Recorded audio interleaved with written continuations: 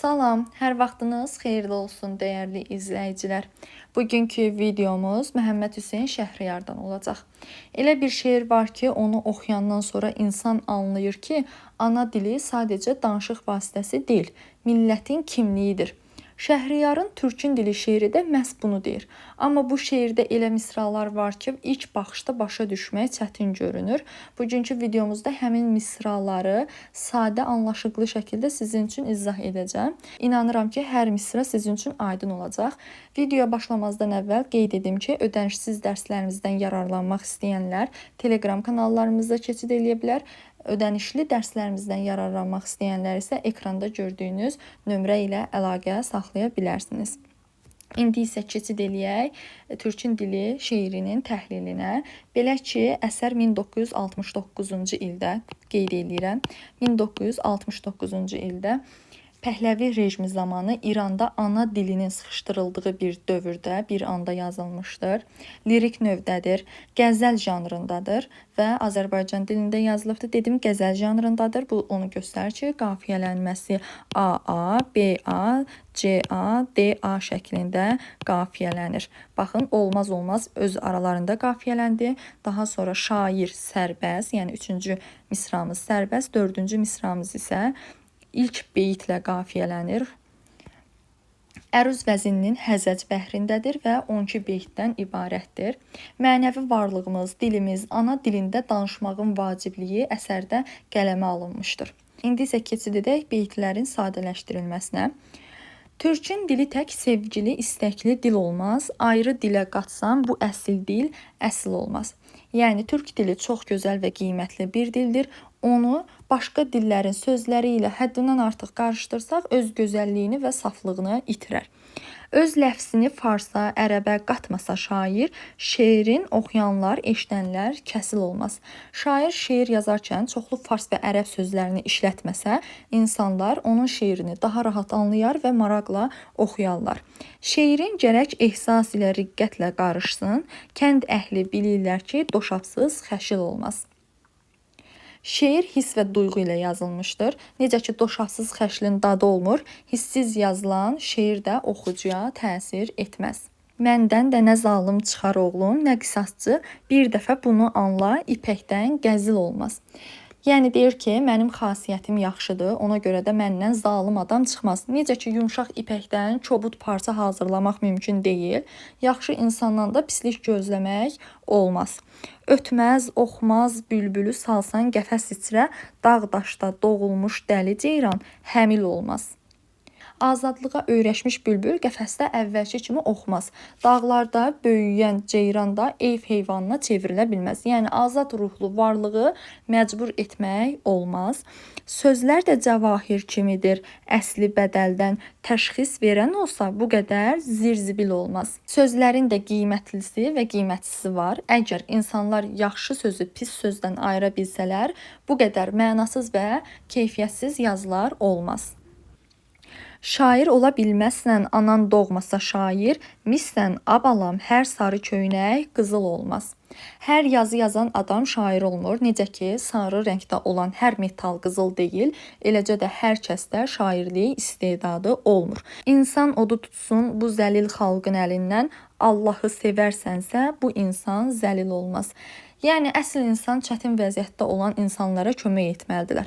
Başqalarına əl tutan insan həm Allahın sevgisini qazanar, həm də hörmətli olar. Millət qəmi olsa bu cocuqlar çöpə dönməz, ərbablarımızdan da qarınlar təbil olmaz. Yəni, ərbablarımız deyiləndə bu rəhbərləri nəzərdə tutur. Rəhbərlər xalqın dərdini düşünsəydilər, uşaqlar ac qalmazdılar, varlılar da bu qədər tamahkar olmazdılar. Əslində burada ciddi ictimai problemlərə toxunulubdur. Fars şairi çox sözlərin bizdən aparmış, Sabir kimi bir süfrəli şair pəxil olmaz. Yəni cır-cındırla müqayisə etmək olmaz. Eləcə də türk folklorunu adi və dəyərsiz hesab etmək olmaz.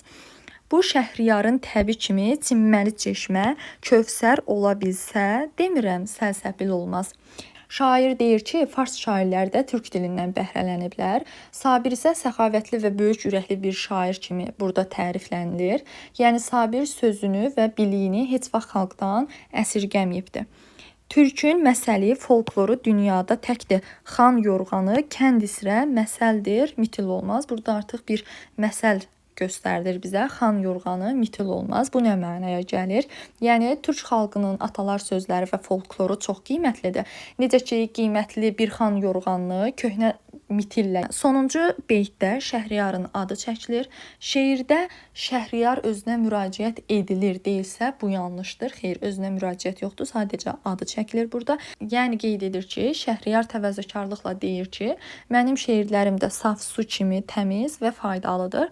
Bəlkə ən yüksək zirvədə deyil, amma dəyərli və oxucuya xeyir verən əsərlərdir. Bütün beytlərin izahını sadə dillə sizin üçün aydınlaşdırdım. İndi isə keçid eləyək, onun təhlilinə baxaq.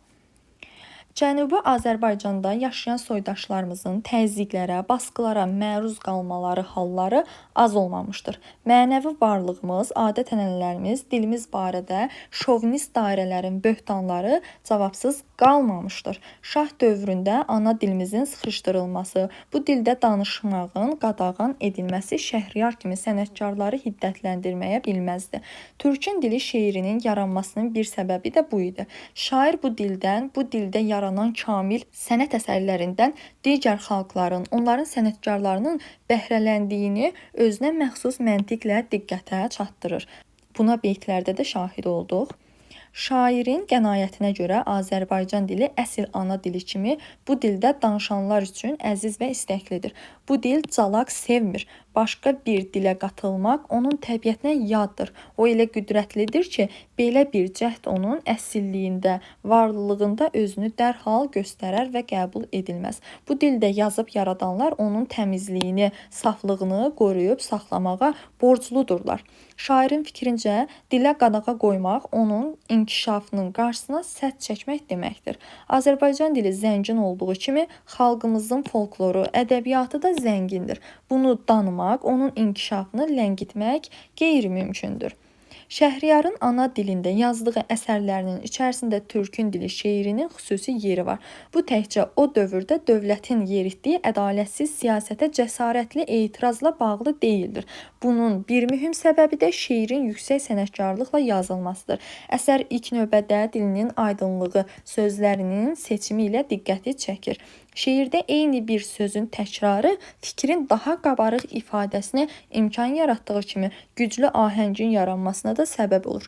Birinci beytdəki dil əsil, sonraki beytlərdə işlədilən şair, insan, zəlil və s. bu qəbildəndir. Sözlərin həmcins üzv məqamında, eləcə də fərqli mənalı kəlmələrin oxuyanlar, eşidənlər ardıcıl işlənməsi ona həm məna dərinliyi, həm də təkrarsız ahəng gözəlliyi gətirmişdir. Son olaraq bir şey qeyd edəcəm. Bununla da videomuzu yekunlaşdıracağıq. Gördüyünüz kimi hər beytdə birinci beytimizin ilk iki misrasında olmaz. Daha sonra isə hər beytin sonuncu misrasında biz olmaz ifadəsini görürük. Bu rədifdir. Şeirdə rədifdən istifadə olunubdur. Rədif nədir bəs? Qafiyədən sonra işlədilən sözdür. Baxın, dil, əsil sözlər bir-birindən qafiyəlidir. Daha sonra əsil, kəsil, xəşil, qəzil, həmil, zirzibil, qızıl, zəlil, təbil, daha sonra pəxil, mitil, səlsəbil. Gördüyünüz kimi bu sözlər bir-biri ilə qafiyələnibdir və bunlardan sonra gələn olmaz artıq nədir? Rədifdir. Bunu da qeyd elədiyimizə görə mövzunun təhlili buradaca yekunlaşır. Ümid edirəm ki, video sizin üçün faydalı olmuşdur. Əgər videonu bəyəndinizsə, bunu şərhlər hissəsində bildirməyi və kanala abunə olmağı unutmayın. Növbəti videomuzda görüşənədək.